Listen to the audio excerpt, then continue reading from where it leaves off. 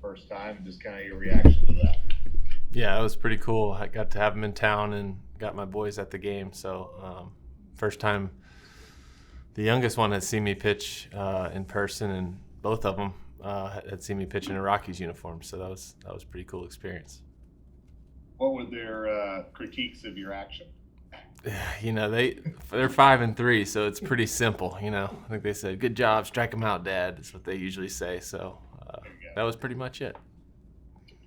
So we know, like whenever Freeland's getting ready for his start, that he knows he's got a certain amount of length to work on things. As a reliever, what do you kind of envision whenever you're ready to go into a game, as far as what you need to work on in that space? Yeah, I kind of. It's been a while since I've gone through a full spring, and also especially one where I've known, I got a spot on the team, and you're basically preparing yourself for that opening day. So the way I look at it, I'm trying to take those first couple and just go out and compete with whatever feels best that day. I'll probably take a few here in the middle of this month to maybe work on something specific, whether that's throwing more change-ups or sliders to a certain location, different things like that. So maybe pick something I'm going to do unusual that I would maybe normally wouldn't do in a real game. And then once we get close to the season again, the last 3 or 4, get back to competing and just try to get in a good groove right before the season starts. All right, thanks, man. Appreciate it. Sure, thank you. Thomas Harding. How long has it been since you've been able to approach your spring this way, whether it's not just having the spot on the team, but also thinking of different pitch strategies rather than just, trying to survive out there? Yeah, I mean, probably 2011, if we're being honest. 2012 I was starting, and 13 I was trying to make the team again, and then it was, minor league camps for a while after that. So, yeah, it's been a while, getting back in that groove. It's a good spot to be in, but it's unfamiliar right now. I'm used to being, especially last year, really having to prove myself from day one and having to earn everything I got. So I try not to lose that mentality. Remember, there's always guys gunning for my spot. There's a guy in the box that's always trying to beat me, and really just get lost in that competition as often as I can. Yeah, I was going to ask, even now, I mean, do you try to kind of trick yourself into, hey, I'm fighting for a spot here rather than, I'm getting ready for a season? Yeah, to some extent. I mean, even last year, though, while I was fighting for a spot, my focus was on enjoying each moment and just staying in the moment. And that's more my focus even now. That's not dependent on whether I got to make a team or not. It's just, hey, be in the moment, find a way to compete with what you got. A game like today, didn't have my best delivery working. Kind of had to find it throughout the inning. And, just try to be in the moment, not try to overthink it, and like I said, I try to have fun every time I go out. When you see an outing like Castellani had, obviously people will look and say, gee, is something going on there?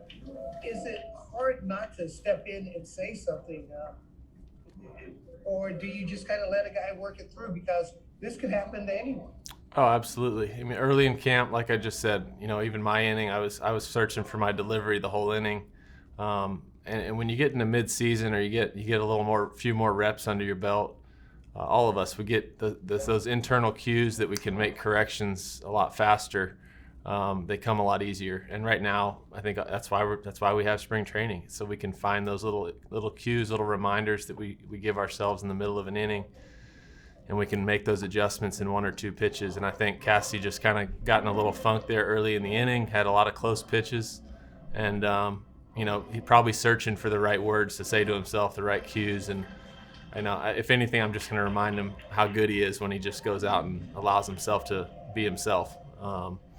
Because I think he's really, he's as talented as anybody, and just needs to get out there and compete.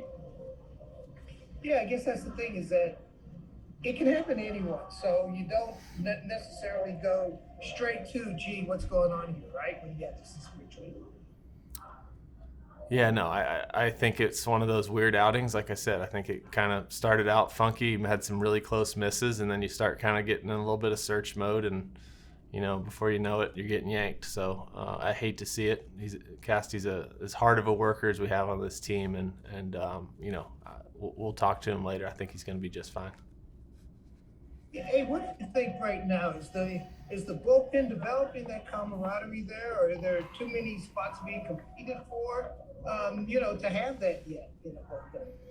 No, there's definitely camaraderie. We got a tight knit group. A lot, basically everybody back from last year, and then throw in Oberg into the mix. So he's going to be a leader down there.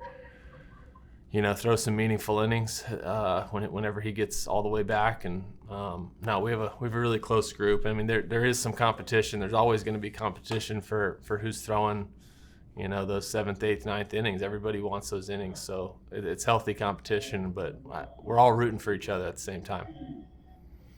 Hey, listen, thank you very much. Thank you. I'm going to go to Kyle Frederickson from Denver Post for the last question. Hey, Daniel, just wanted to ask to get your reaction on Freeland's start today. He was very effective, only using a couple of pitches. Obviously, it's early here, but just your impressions of the start, and also just the leadership he brings. He seems to be a very confident guy through this transitional phase for the franchise. Yeah, no, he's blown me away just getting to know him the last year.